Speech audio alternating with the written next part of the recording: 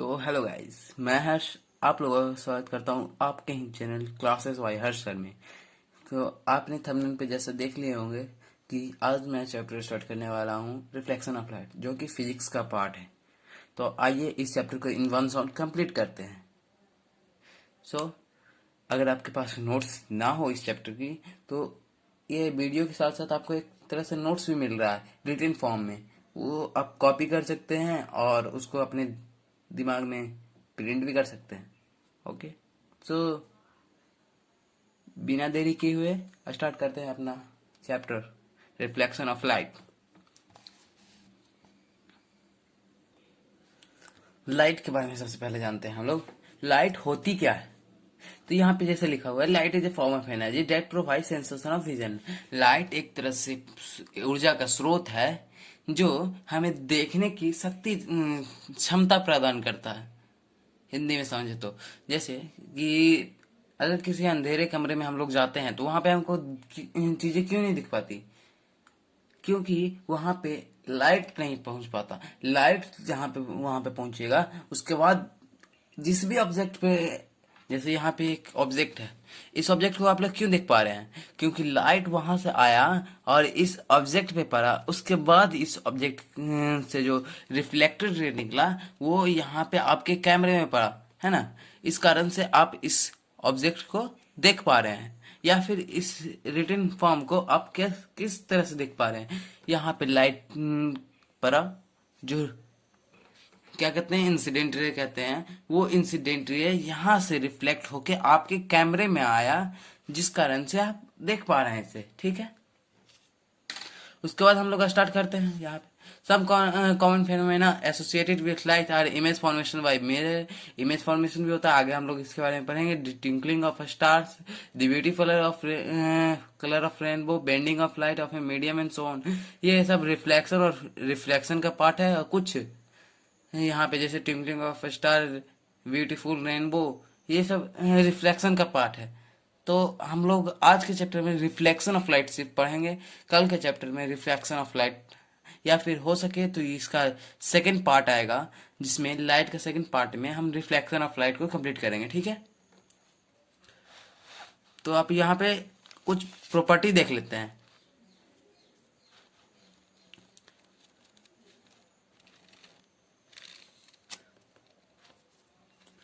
Properties of light.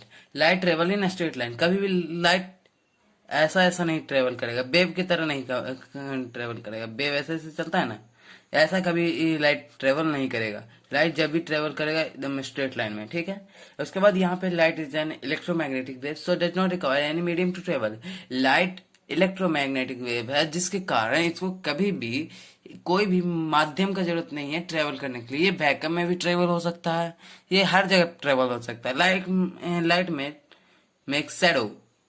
Light है, कोई भी प्रकाश शैडो बनाता है। यहाँ पे मैं इसका प्रैक्टिकल दिखा सकता हूँ। जैसा कि फिर से हम इसी को लेते हैं। यहाँ पे हम देखिए, अब लोग कोई इस जगह पे, ये इतने पोर्शन में इसका शैडो दिख रहा है, क्योंकि यहाँ पे लाइट पड़ रहा है। Light make shadow.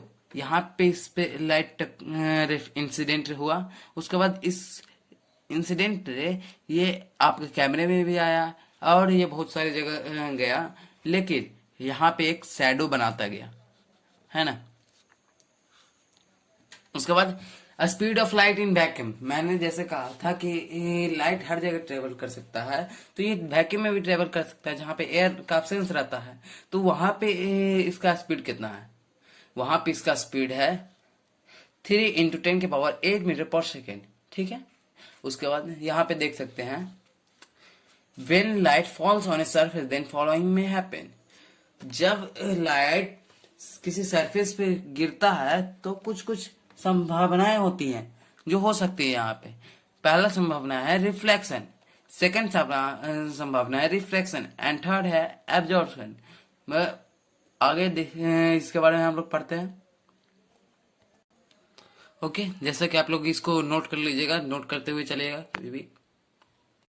जैसा कि हम लोग इस चैप्टर में पढ़ रहे हैं रिफ्लेक्शन ऑफ लाइट के बारे में, तो उसका डेफिनेशन भी हम लोग को माइंड में हमेशा रहना चाहिए। तो यहाँ पे मैंने 2 डेफिनेशन दे दिया हूँ, ताकि आप लोगों को इसका ज्यादा नॉलेज हो सके। दोनों डिफिनेशन, अगर किसी एक डिफिनेशन को आप ना याद कर पाए तो दूसरा डिफिनेशन आपके दिमाग में हमेशा रहे। ठीक है, यहाँ पे दो डिफिनेशन दे दिया हूँ। Bouncing back of light when it strike on A point surface is called reflection. जैसा कि किसी सरफेस पे, यहाँ पे एक फिगर है, आप लोग इसको देख सकते हैं। जैसा कि यहाँ पे एक इंसिडेंट किसी एक प्लेन सरफेस जैसे मिरर है, उस पे आके गिरा, उसके बाद यहां से एक लाइट रिफ्लेक्ट हुआ उसी पॉइंट से, तो जो गिरा उसे क्या कहेंगे, इंसिडेंट रे। और जो रिफ्लेक्ट हो उस जगह से टकरा के गया उसी एंगल से, तो उसके क्या कहेंगे, रिफ्लेक्टेड रे। और जो दोनों के बीच में हम एक लाइन बनाएंगे, देखें, इसे क्या कहेंगे, नॉर्मल। ठीक है, इन तीनों को एक साथ मिला लिया जाए तो क्या कहेंगे, point of incident. Point of incident को इस तरह से भी बोला जाता है जब where the incident ray falls on a plane surface is called point of incident. तो जहां पे इंसिडेंट रे गिरेगा वहीं पे नॉर्मल भी होगा, वहीं पे रिफ्लेक्टर भी होगा। इंसिडेंट रे यहां से गिरा तो यहीं से ना रिफ्लेक्टेड रे निकलेगा, और यहीं इसी दोनों के बीच से ना एक नॉर्मल आएगा यार। मतलब कि तीनों एक ही पॉइंट में होता है। ठीक है, डिफिनेशन आप लोगों को आशा करता हूं याद हो गया होगा। उसके बाद लॉ ऑफ रिफ्लेक्शन के बारे में हम लोग जान जाते हैं। कुछ लॉ है रिफ्लेक्शन का। Angle of incidence is equal to angle of reflection. मतलब यहां पे जो एंगल आई दिया हुआ है, मतलब कि एंगल ऑफ इंसिडेंट, वही इक्वल होता है एंगल ऑफ रिफ्लेक्शन। मतलब ये, मतलब कि ये जो नॉर्मल रे है, नॉर्मल, इसके इधर का एंगल जितना है उतना ही इसके इधर का एंगल, यहां तक, सिर्फ यहां तक। ठीक, इसके नीचे का नहीं। मतलब ये इक्वल टू ये। ठीक ना, ये आपको पूछा जा सकता है। लॉ ऑफ रिफ्लेक्शन अगर आया है क्वेश्चन में तो आप लिख दीजिएगा। उसके बाद सेकंड है the incident the reflected ray and the normal at point of incident और राइज ऑन प्रिंसिपल। ये बातें मैं पहले भी बता चुका हूँ। देखिए यहाँ पे incident ray, reflected ray, normal रे, तीनों एक पॉइंट पे जाके मीट किया है ना।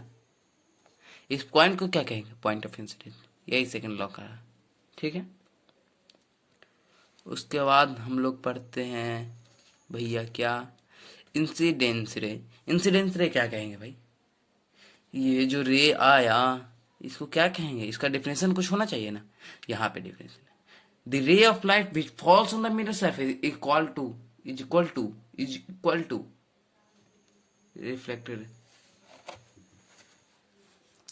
ऐसा दिमाग में मत रखना जल्दी जल्दी की, फिर हमें ये सब मत लिखना। यहाँ पे जो डिफिनेशन है वही नोट करो।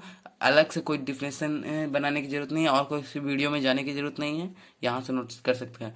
The ray of light which falls on the mirror surface is called incidence से। कोई भी लाइट जब किसी सरफेस पे आके टकराता है तो उसे क्या कहेंगे, इंसिडेंट रे। जैसे यहाँ पे ये आज बहुत यूज हो रहा है, देखो, जैसे ये है, यहाँ पे मैं ऐसा बना देता हूँ, है ना। इस पे कोई लाइट आके गिरा, ठीक, इस लाइट कोई आके बाहरी ऑब्जेक्ट, जैसे यहाँ पे ये है, इसको भी ले आते हैं हम, यहाँ पे जैसे इस पे गिरा ये, ठीक, तो ये जो पेन है ये कौन सा लाइन में आएगा, या कौन सा रे, रे कहा जाता है, लाइन नहीं कहा जाता यहाँ पे, रे। तो मतलब वो इंसिडेंट रे हुआ, और जो वहां से टकरा के वापस गया उसे क्या कहेंगे, रिफ्लेक्टर रे। ठीक है, पॉइंट ऑफ इंसिडेंट के बारे में मैं बता चुका हूँ, जैसे कि यहाँ पे लिखा हुआ है the point eight which the incident ray falls on the mirror is called point of incident. आप लोग समझ चुके हैं। रिफ्लेक्टेड रे मैंने बता चुका हूँ, जो the ray of light which is send back by the mirror. जहां पे, जैसे यहाँ पे एक लाइन है, एक रे आया यहाँ गिरा, ठीक, तो इसको क्या कहेंगे, इंसिडेंट रे। यहां से इसी पॉइंट से कोई रिफ्लेक्ट लाइट, वो लाइट जो यहाँ पे गिरा, यहाँ पे पॉलिश सरफेस होने के कारण यहाँ से रिफ्लेक्ट हो गया, तो ये रिफ्लेक्शन, इसको क्या, ये कौन सा रे कहलाएगा, रिफ्लेक्टेड रे। और जो इंसिडेंट रे आके जिस पॉइंट पे फॉल हुआ है, इस पॉइंट को क्या कहेंगे, पॉइंट ऑफ इंसिडेंट। और इस पॉइंट से जो एक लाइन ड्रॉन होगा ऊपर, जो दोनों को एंगल में बांटेगा उसको क्या कहेंगे? नॉर्मल। यहाँ पे नॉर्मल का डिफिनेशन है, it is a line at right angle to the mirror surface at the point of incident. Simple बात है, लाइन है एक सिंपल, वो कोई रे नहीं है, नॉर्मल एक परपेंडिकुलर लाइन है जो मिरर के एक पॉइंट ऑफ सरफेस पे, पॉइंट्स ऑफ इंसिडेंस पे आके अटैच होता है। ठीक है,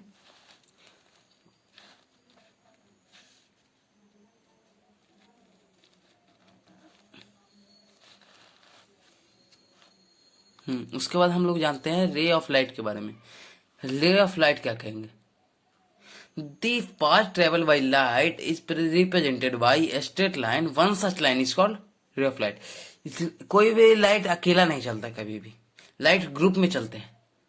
उनमें से किसी एक रे को निकाल लिया जाए, जैसे यहाँ पे बहुत सारे रे हैं, ठीक,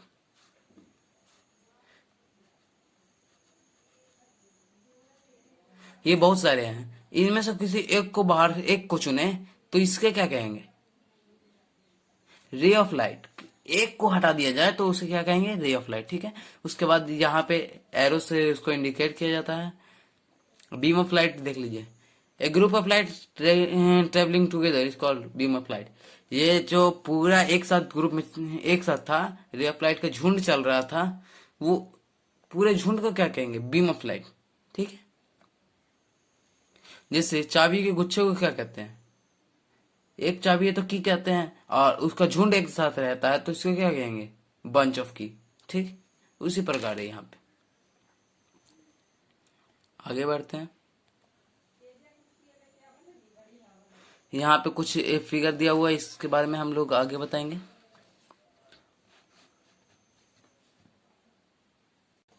इन चारों का डिफिनेशन, इन तीनों का डिफिनेशन, इन चारों का, चौथा का तो आप लोग जानते ही, फोर्थ का beam of light group of rays called beam of light कहते हैं। ठीक है, ये तो आप जानते हैं। ये डाइवर्जेंट, कन्वर्जेंट और पैरेलल। पैरेलल जो हमेशा पैरेलल से रेज, कन्वर्जेंट जो किसी एक लाइट सोर्स से निकलते हुए, जैसे टॉर्च, टॉर्च यहाँ पे ऑन करेंगे तो यहाँ से पूरा लाइट का रेज निकलेगा। ठीक, इसको मैं प्रैक्टिकल कर दिखा दूंगा अभी। इसका पहले डिफिनेशन पढ़ लेते हैं। डिफिनेशन है डाइवर्जेंट बीम ऑफ लाइट क्या होता है? ए beam of light is coming from A light source is called divergent beam of light. Divergent beam of light किसे कहेंगे? जो किसी एक स्रोत से लाइट बहुत सारा बाहर निकले।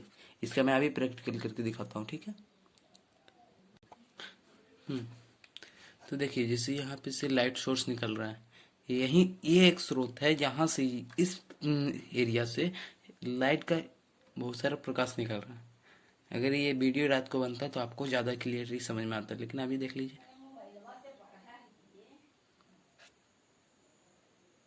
Okay,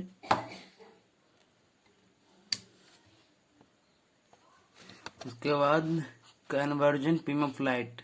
A beam of light is appearing to go to a light source is called convergent beam of light. मतलब कि एक ऐसा बीम ऑफ लाइट में, एक ऐसा ग्रुप ऑफ रे जिसमें हमें पता चले कि बहुत सारा लाइट रेज किसी एक स्रोत में जाके छुप रहा है, किसी एक स्रोत में जाके छुप रहा है। जैसे यहाँ पे इसका फिगर देख सकते हैं, बहुत सारा बीम ऑफ लाइट निकल रहा है ना, कहीं किसी स्रोत से आया और ये इस स्रोत में जाके छिप रहे, इस स्रोत में जाके यहाँ पे मिल रहा है ना, तो ये ऐसा बीम ऑफ लाइट को क्या कहेंगे? कन्वर्जेंट। और जिसमें किसी एक एरिया से निकले तो क्या कहेंगे? डाइवर्जेंट। ठीक है, उसके आगे और पैरेलल बीम ऑफ लाइट की बात करें तो उसमें होता ये है कि यहाँ पे ना किसी एक स्रोत से निकल रहा है और ना किसी स्रोत में जाके मिल रहा है। यहाँ पे होता ये है कि ये एक जगह से शुरू करता है अपना चलान और ये चलता ही चला जाता है, चलता ही चला जाता है। ठीक है,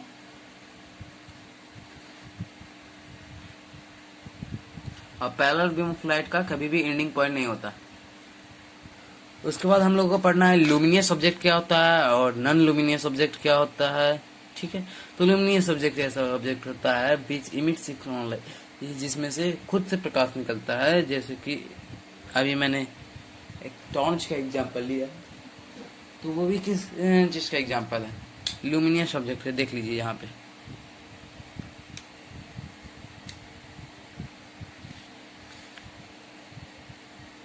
यहाँ पे देख सकते हैं ये लुमिनियस ऑब्जेक्ट का एग्जाम्पल है, इसमें से खुद से लाइट निकल रहा है, तो ये लुमिनियस ऑब्जेक्ट का एग्जाम्पल है। ठीक है,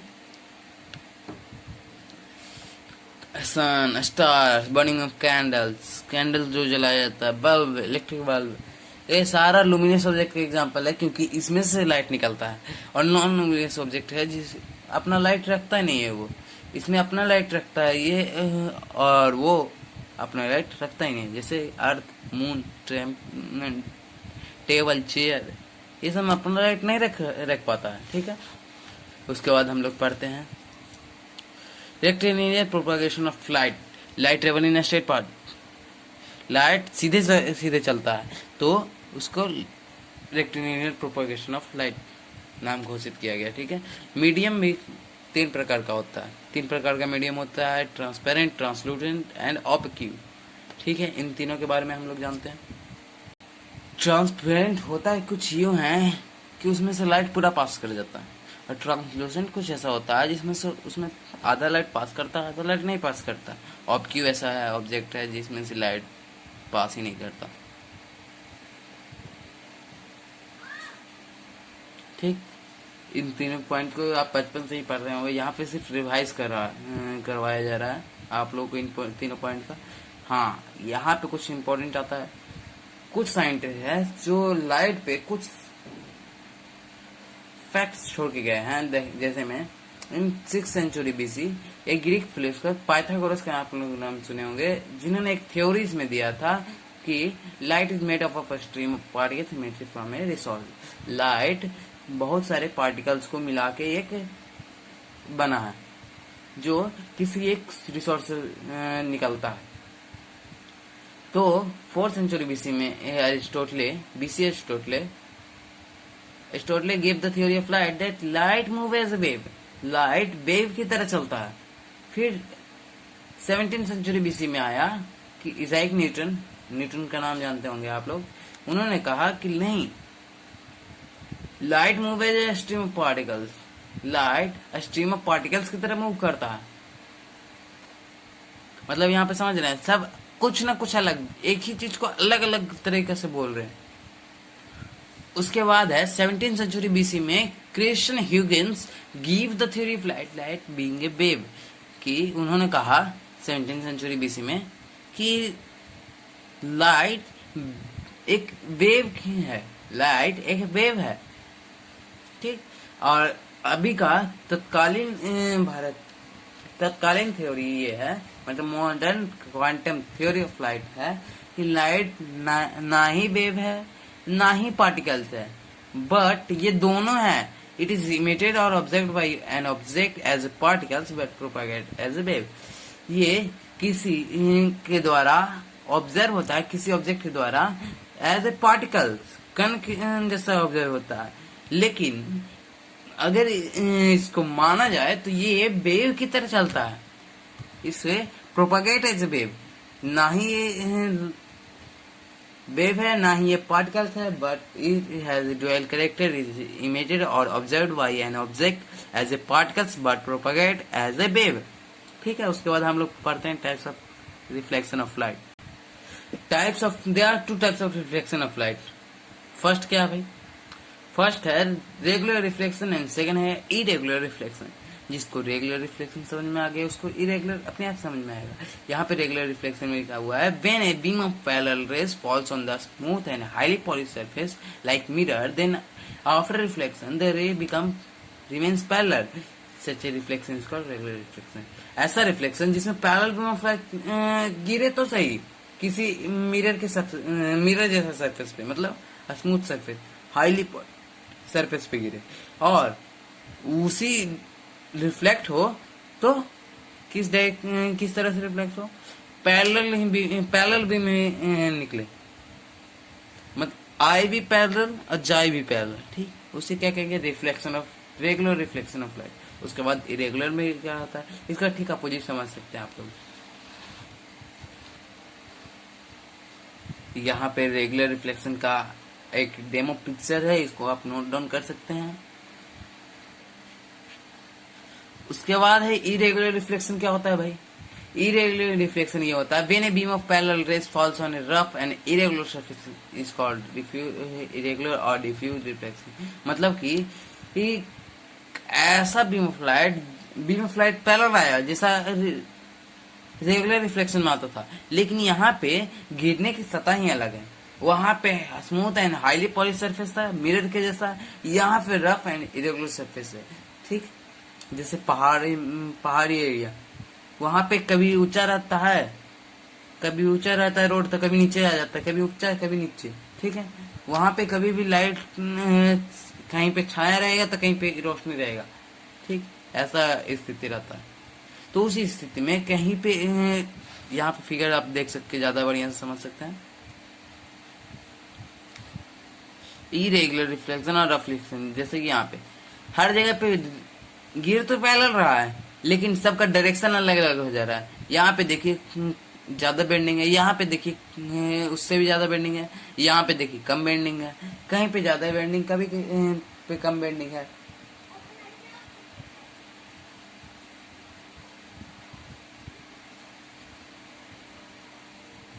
ठीक है, आशा करता हूँ यहाँ तक आपको फुल्ली कंप्लीट रिवाइज हो गया होगा। उसके बाद हम लोग आगे के सीरीज स्टार्ट करते हैं। तो उसके बाद हम लोग स्टार्ट करते हैं इमेज। इमेज क्या होता है? कोई भी, जैसे picture of our face in the mirror is known as image of our face. Image होता है कैसा है? अपना ही फेस उसमें दिखाई जाता है ना। किसी भी चीज का, किसी भी ऑब्जेक्ट को अगर मिरर के सामने रखा जाए तो उस चीज का इमेज मिरर में दिखाई देगा। उसे क्या कहेंगे? मिरर में जो इमेज दिखाई दिया उसे क्या कहेंगे? Image of face. ठीक है, इमेज दो टाइप का होता है, real image, virtual image. Real image के बाद रियल इमेज उसे कहेंगे जिसे हम किसी भी स्क्रीन पे ऑब्टेन किया जा सके। ठीक है, और वर्चुअल इमेज किसे कहेंगे? जो किसी भी स्क्रीन पे ऑब्जेक्ट न हो, मतलब कि जो हम लोग रियल इमेज ऐसे कहेंगे जो स्क्रीन पे ऑब्जर्व हो सके, और वर्चुअल इमेज जो स्क्रीन पे ऑब्जर्व ना हो सके। इसको आगे के वीडियो में इसको और आपको क्लियर हो सकता है, जैसे मैं आपके उत्सुकता को जानते हुए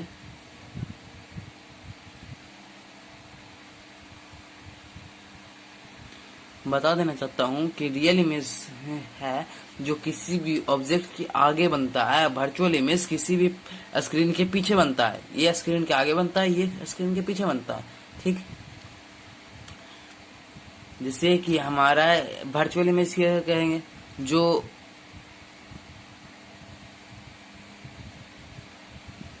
शीशे में बनता है, जैसे जो हम लोग इस्तेमाल करते हैं शीशे, उसमें बनता है, उसे क्या कहेंगे? Virtual image. ठीक, आगे की कॉनकेव और कन्वेक्स मिरर जब हम पढ़ाएंगे उसमें आपको समझ में आ जाएगा। प्लेन मिरर में क्या बनता है? वर्चुअल इमेज बनता है। उसके बाद यहाँ पे देख सकते हैं स्फेरिकल मिरर किसके कहेंगे? स्फेरिकल मिरर एक ऐसा मिरर है जिसमें obtain bye polishing one side of part of A hollow sphere and other side, एक साइड ऊपरी परत हो जिसमें पेंटेड रहे और दूसरा नीचे से पेंटेड रहे। ठीक, एक हॉलो स्फीयर जिसमें एक साइड टू साइड में बटा रहे, जो एक साइड ऊपरी परत हो और एक अंदर से खाली, अंदर से पॉलिश सरफेस हो, और एक में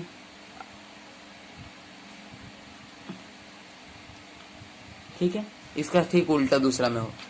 उसके बाद इसी को हम डीपली पढ़ते हैं। इसका दो टाइप होता है, कॉनकेव एंड कॉन्वेक्स। एक स्फेरिकल मिरर है, जैसे ये मेरे से तो अच्छा फिगर बनता नहीं है, लेकिन आप समझने के लिए समझ सकते हैं। जैसा कि यहाँ पे आप फिगर देख रहे हैं, इसमें ये 50-50 बढ़ जाता है। इसमें एक साइड ऊपरी वाला पॉलिश्ड रहता है और नीचे रिफ्लेक्टिव सरफेस रहता है, और इसका ठीक उल्टा इस तरफ होता है। इसमें नीचे वाला साइड पॉलिश रहता है, ऊपर वाला साइड रिफ्लेक्टेड रहता है। ठीक, इसके बारे में आगे देख लेते हैं। यहाँ तक तो मैं बता चुका हूँ। कॉन्वेक्स मिरर, कॉनकेव मिरर, दो टाइप का मिरर होता है। कॉनकेव मिरर क्या होता है जो हम लोग जान देते हैं? A surface spherical mirror whose bulging surface is silvered and inner surface is reflecting. एक ऐसा मिरर जिसमें बाहरी सतह सिल्वर मतलब पॉलिश्ड रहे और आंतरिक सतह रिफ्लेक्टिंग मतलब वहां से रिफ्लेक्शन कैरी हो सके। यहाँ पे एक फिगर के द्वारा भी बता दिया गया है, ये बाहरी सतह पॉलिश्ड है, आंतरिक सतह रिफ्लेक्टिंग है, यहाँ से रिफ्लेक्शन कैरी आउट करेगा, ठीक है। और उसका ठीक उल्टा हो जाता है कॉन्वेक्स मिरर में। यहाँ पे होता है ऐसा कि एक स्फेरिकल मिरर है जिसका ब्लगिंग सरफेस इज रिफ्लेक्टिंग मतलब बाहरी सतह से रिफ्लेक्शन कैरी करेगा और इंटरनल जो साइड है यहाँ पे ये जो आंतरिक सतह है ये पॉलिश रहेगा मतलब सिल्वर से पॉलिश रहता है। बस ये तो आप लोग जानते ही होंगे सिल्वर से पॉलिश रहता है। यहाँ पे ये फिगर है, यहाँ इस फिगर को पूरा नोट डाउन करिएगा, ठीक है। एक एक पॉइंट जब मैं बता रहा हूँ ये नोट डाउन करिएगा। उसके बाद important term related to the spherical mirror, important कुछ टर्म है जो स्फेरिकल मिरर में इम्पोर्टेंट रहता है, ठीक है, वो जान लेते हैं हम लोग। Centre of hollow sphere, centre of curvature किसे कहेंगे? सेंटर ऑफ हॉलो स्फीयर मतलब कि किसी एक हॉलो स्फीयर है उसका सेंटर को क्या कहेंगे? सेंटर कहते हैं ना। ओ ये कट गया तो यहाँ पे क्या बचेगा? यही ना बचेगा। तो इस पॉइंट को क्या कहेंगे? सेंटर ऑफ कर्वेचर, ठीक है। ये जो आधा बटा है ये इसको क्या कहेंगे? कर्वेचर। और ये क्या है? सेंटर मतलब सेंटर ऑफ कर्वेचर, कर्वेचर का सेंटर, ठीक है। इसको कैपिटल सी से डिनोट किया जाता है। Centre of curvature of concave mirror is in front of मतलब रिफ्लेक्टिंग आगे से होगा तो यहाँ पे इन फ्रंट में है, और कॉन्वेक्स मिरर में अपोजिट रहता है, रिफ्लेक्टिंग बाहरी सतह से होता है तो इसका बिहाइंड है, ठीक। पोल क्या होता है? The centre of spherical mirror it's called its pole मतलब कि ये जैसे स्फेरिकल मिरर है इसका जो सेंटर है ये पूरे का सेंटर है जिसके क्या कहेंगे? पोल कहेंगे, ठीक है। यहाँ पे आप लोग दोनों का देख सकते हैं, फिगर हर जगह मैं दिया हूँ। आप कुछ राइटिंग समझ में ना आए तो सॉरी भाई। उसके बाद है radius of curvature. Centre of curvature होता है तो रेडियस ऑफ कर्वेचर भी होगा, जैसे आप लोग समझ सकते हैं सिंपली। जैसे कि ये पॉलिश सरफेस है, ठीक है, बाहरी सतह पॉलिश है, ठीक है, बाहरी सतह पॉलिश है। यहाँ पे सेंटर ऑफ कर्वेचर है, ये पॉइंट सेंटर ऑफ कर्वेचर है। तो यहाँ से यहाँ तक जो सेंटर ऑफ कर्वेचर से पोल तक की जो दूरी है इसे क्या कहेंगे? रेडियस ऑफ कर्वेचर, ठीक है। ये पूरी दूरी को क्या कहेंगे? Radius of curvature. ऐसे भी सर्किल भी रहता तो इसको क्या कहते हैं हम लोग? रेडियस कहते हैं ना, ठीक है। उसके बाद यहाँ पे देख सकते हैं कैपिटल पी सी, ये इस तरह से डिनोट होता है। यहाँ पे मैंने जैसे बताया था सी से क्या होता है? क्या होता है भाई? Centre of curvature. और यहाँ से यहाँ तक की दूरी क्या होती है? Radius of curvature. ये क्या है? पोल है, ठीक। एपिएचर किसको कहेंगे? ये जो पूरा एरिया है यहाँ से यहाँ तक के एरिया को क्या कहेंगे? एपिएचर कहते हैं। The part of the spherical mirror from which reflection of light take place is called aperture. मतलब कि इस एरिया से रिफ्लेक्शन हो कैरी करेगा तो ये जो एरिया है पूरा इसको क्या कहेंगे? एपिएचर कहेंगे, ठीक है। दोनों डिफिनेशन एपिएचर का आप माइंड में रखिए। इस फिगर को आप देख के नोट डाउन कर लीजिए।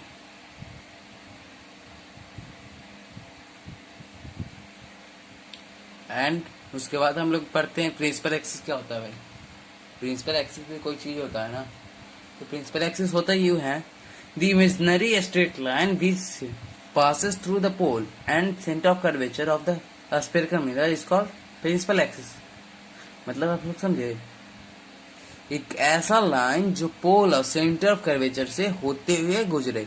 जैसे कि ये स्फेरिकल मिरर है, ये जो स्फेरिकल मिरर है यहां से ये जो इमेजिनरी लाइन पास कर रहा है, सेंटर ऑफ कर्वेचर से भी पास कर रहा है, पोल से भी पास कर रहा है।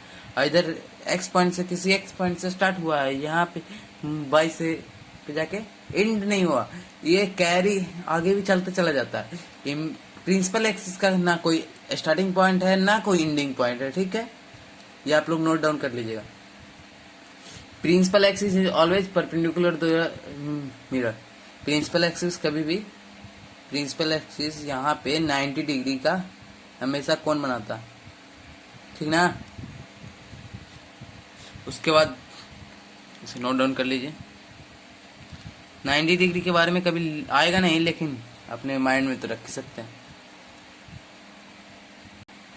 उसके बाद प्रिंसिपल फोकस की बारी आती है। When a beam of light rays parallel to the principal axis falls on the concave mirror after reflection the rays meet at the single point on the principal axis, this point is known as principal focus. मतलब आप लोग समझे कि कोई भी parallel रे किस infinity से आता है, जैसे कि यहाँ पे एक फिगर आप लोग देख सकते हैं, सिंपली ये रफ फिगर है, ये प्रिंसिपल एक्सिस है, यहाँ पे सेंटर ऑफ कर्वेचर, यहाँ पे फोकस। फोकस के क्या कहेंगे, पोल और सेंटर ऑफ कर्वेचर के बीच के डिस्टेंस को फोकस, बीच के पॉइंट को फोकस कहते हैं, और फोकस से पोल की दूरी को फोकल लेंथ कहते हैं, ठीक है। इन सभी का डिफिनेशन आगे आएगा, लेकिन यहाँ पे मैं आप लोगों को क्लियर कर देता हूँ। तो यहाँ पे देखिए, एक पैरेलल रेज आया जो प्रिंसिपल एक्सिस के पैरेलल है। पैरेलल रेज किसको कहेंगे, जो प्रिंसिपल एक्सिस के पैरेलल है।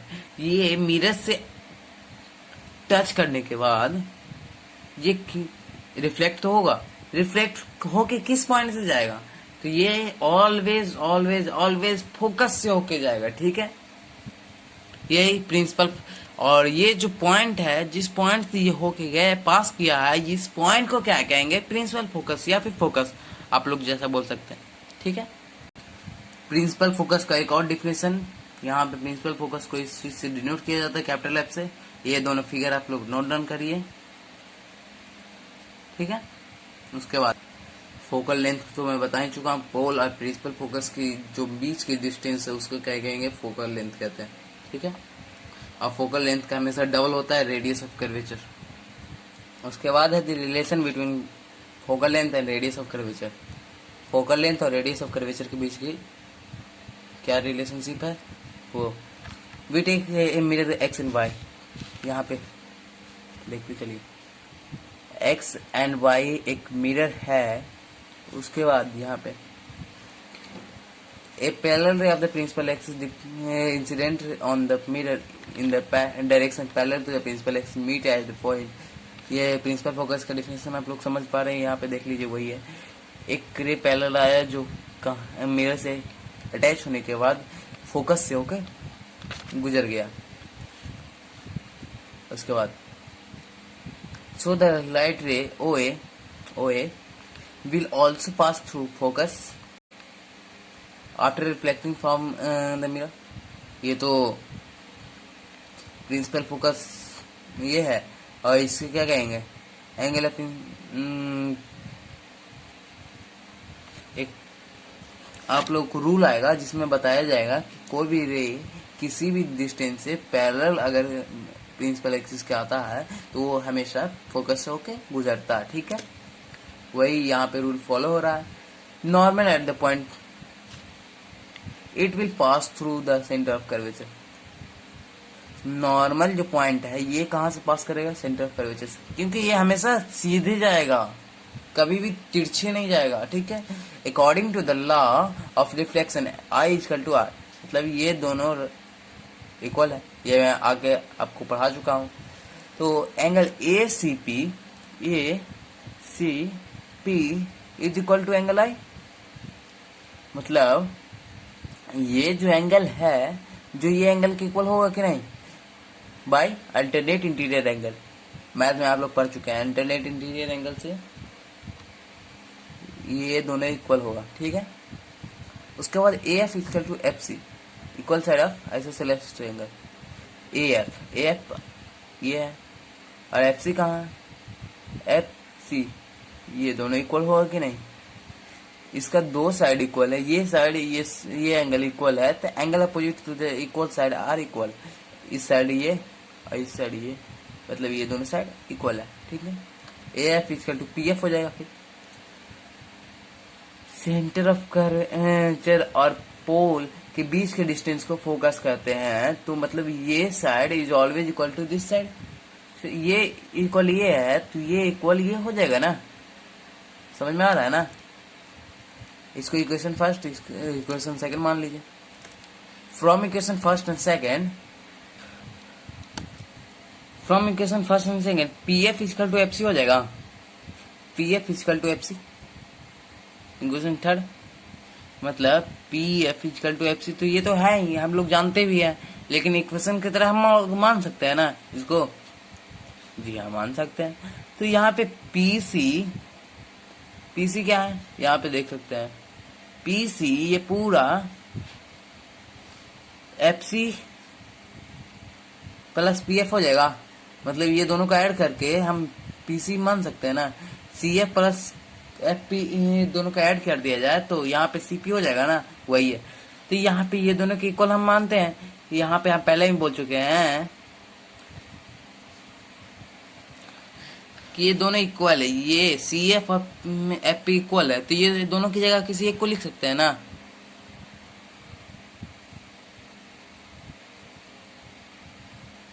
जी हाँ, मान सकते हैं।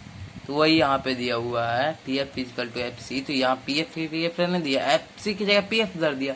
वहां पे दोनों इक्वल है तो दोनों में से किसी एक को चूज कर लिए। तो यहाँ पे P C equal to two F P F हो जाएगा, 2 पी एफ हो गया ना। तो पी एफ इक्वल टू क्या हो जाएगा, पी सी बाई 2। मतलब पी एफ क्या है, पी एफ क्या है, फोकस है, प्रिंसिपल फोकस है, और पीसी क्या है, रेडियस है, टोटल रेडियस ऑफ कर्वेचर है, तो बाई 2 तो 2 है।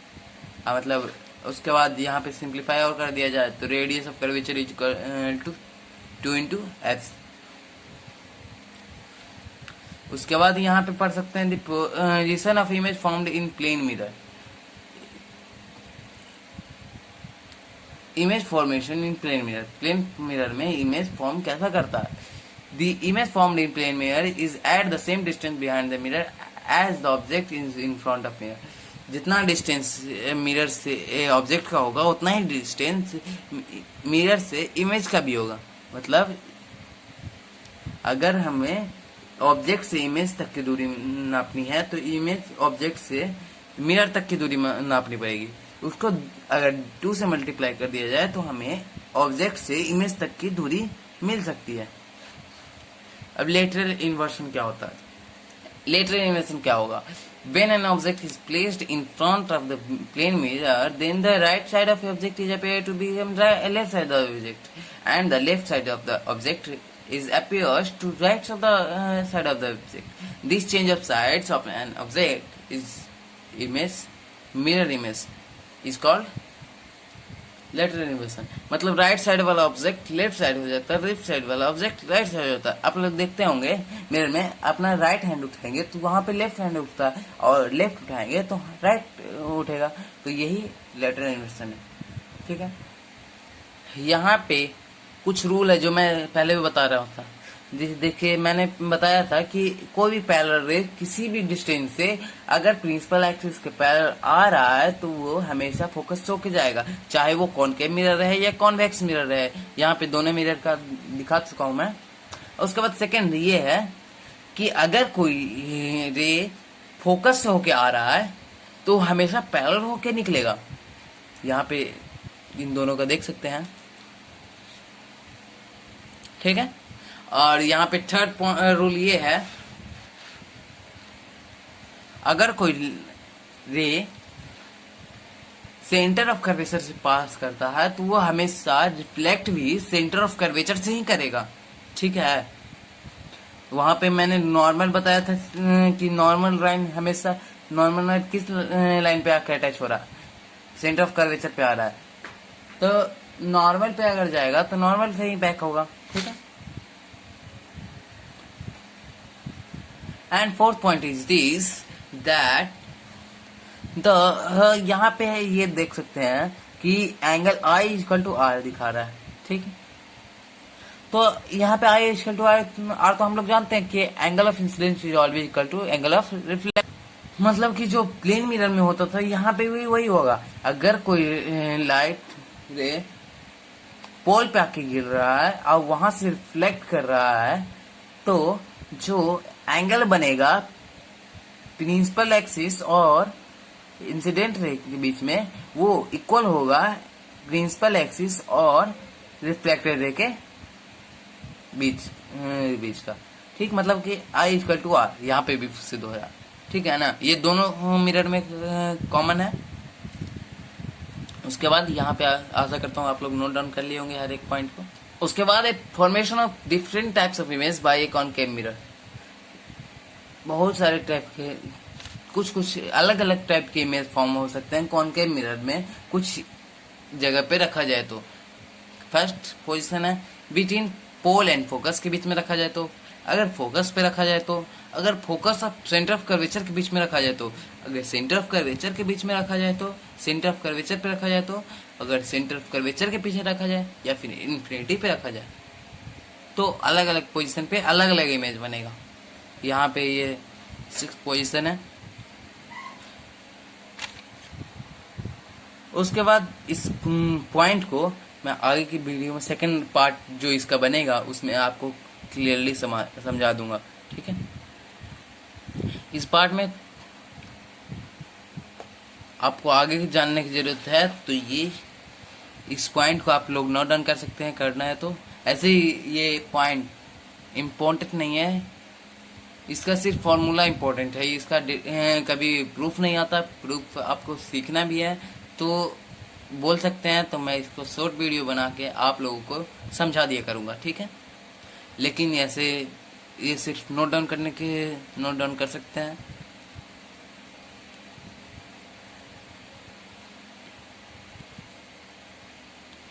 उसके बाद इसका सिर्फ फॉर्मूला ही आप लोग याद करिए, आपको वही काम देगा।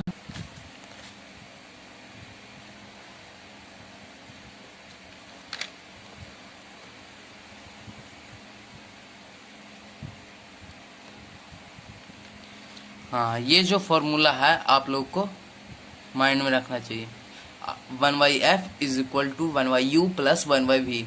ठीक है, इस फॉर्मूले को आप लोग दिमाग में रखिए, जिसमें f फोकल लेंथ है, u जिसमें u ऑब्जेक्ट डिस्टेंस है एंड v इमेज डिस्टेंस है। ठीक है, जिसपे क्वेश्चन प्रॉब्लम है जो आप सॉल्व करके देख सकते हैं। ये फॉर्मूला इसके लिए मैं कुछ सेकेंड आप लोग को वेट कर सकता हूँ। यहाँ पे आप लोग को सब चीज दिया हुआ है, चाहे तो आप लोग सॉल्व करके देख सकते हैं, मैं वेट करूंगा। 1 मिनट का टाइम दिया जाता है आप लोग को। उसी फॉर्मूले की मदद से आप लोग इस क्वेश्चन को बना सकते हैं।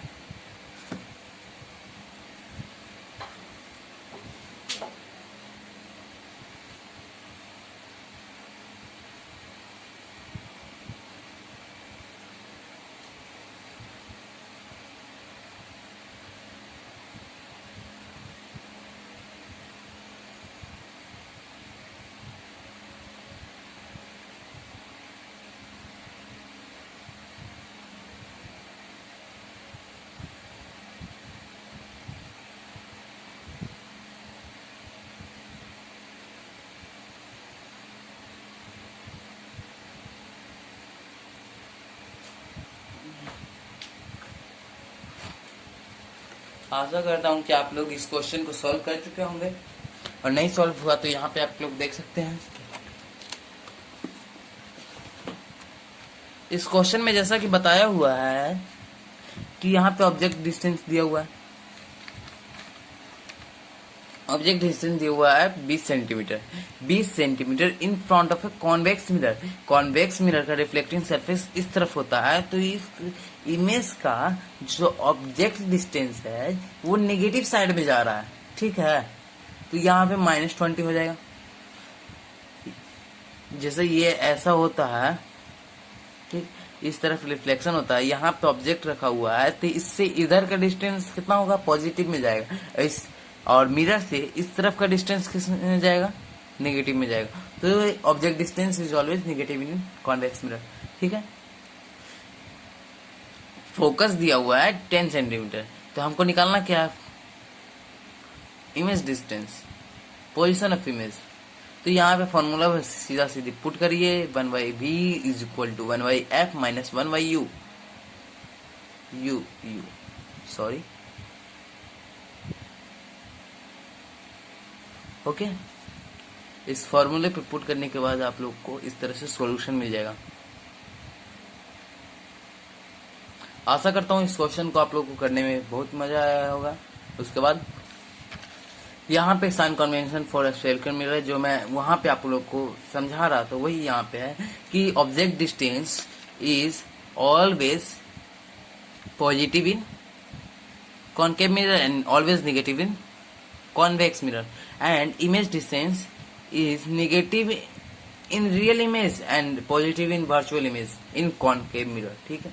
और in convex mirror image distance is always positive, focal length is always negative in concave mirror and always positive in convex mirror, height of object is always positive and height of object is always positive in both mirror, height of image is positive in virtual image of concave mirror and height of image is negative in real image of concave mirror, and height of object is positive in always positive in convex mirror।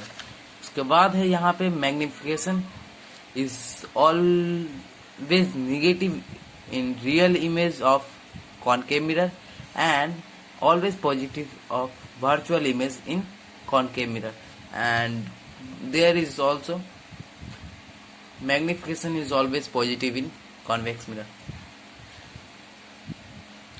आशा करता हूँ यहाँ तक की video आप लोग को समझ में आई होगी। इसका सेकंड पार्ट कुछ ही देरों में आपके लिए अपलोड किया जाएगा, ठीक है।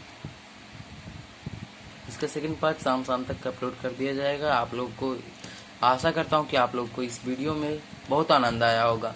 अगर इस वीडियो में किसी तरह की डाउट आप लोग को होती है तो please comment below, okay. That's all.